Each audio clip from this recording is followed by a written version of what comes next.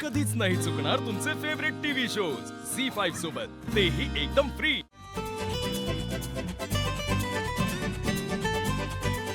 ताई, भाकर तुकडा ओळतेस ना? तुमचं हे जे काही चालू आहे ना ते मला अजिबात पटत नाहीये।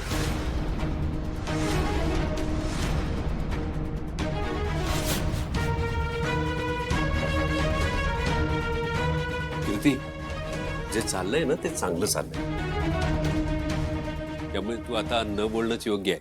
हो, पण तुमच्या लक्षात नाहीये का हिच्यामुळे आशूचं लग्न तुटलं होतं।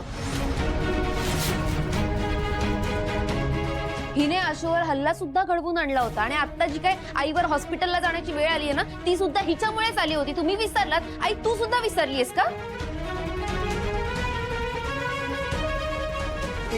एक मिनिट कीर्ती, अगं वहिनीला बरं नाहीये, तिला तिथे असं उभं करणं हे तुला योग्य वाटतंय?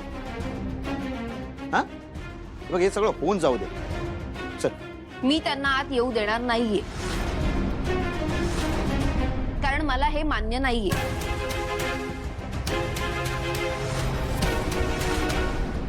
कीर्ती ऐक ना, मला वाटतंय काका म्हणतायत ते बरोबर आहे। सुहास, तू गप्प बस। अगं हे बघ ना, म्हणजे जसं सीताईनी समजून घेतलंय तसं आपणही समजून घेऊया ना। नाही, मी नाही समजून घेणार। मान वर करून घर सोडून निघून गेला होतात ना, मग आता कशाला परत आलाय? आईसाठी आलोय परत। हो, पण जाताना आईचा विचार नाही केलास? एक मिनिट, त्यांनी या घरात येऊ नये हा निर्णय माझा होता आणि आताही हा निर्णय माझाच आहे। त्यामुळे मला आता काही ऐकून घे, चर्चा करायची। एक मिनिट, हिच्यामुळे आईला पुन्हा त्रास सुरू झाले, दिसत नाहीये तुला? ताई, तू जरा वेडीस का, काही बोलतेस? एक मिनिट, अगं कीर्ती, आई म्हणजे आशूने कितीही काही केलं, कितीही चुका केल्या तरी त्या माफ असतील का?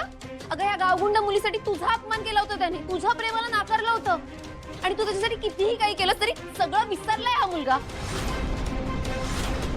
आणि ह्या दोघांसाठी तू मला घराबाहेर काढायला निघाली होतीस। आई, अगं तुला माहिती नाही हा कृतज्ञ मुलगा आहे।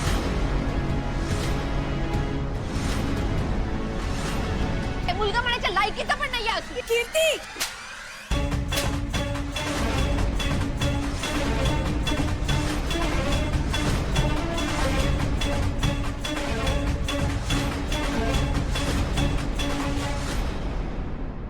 अगं मग सांग हिला, आठवायला सांग हिने काय पराक्रम केले ते आतापर्यंत।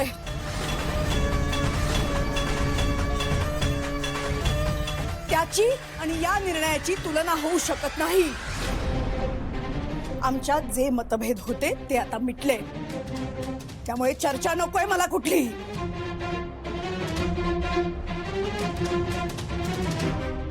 कीर्ती, तिची अवस्था तरी बघ, तुझं थोबाड जरा वेळ बंद ठेव। झी5 ॲप डाउनलोड करा आणि पहा सर्व एपिसोड्स एकदम फ्री।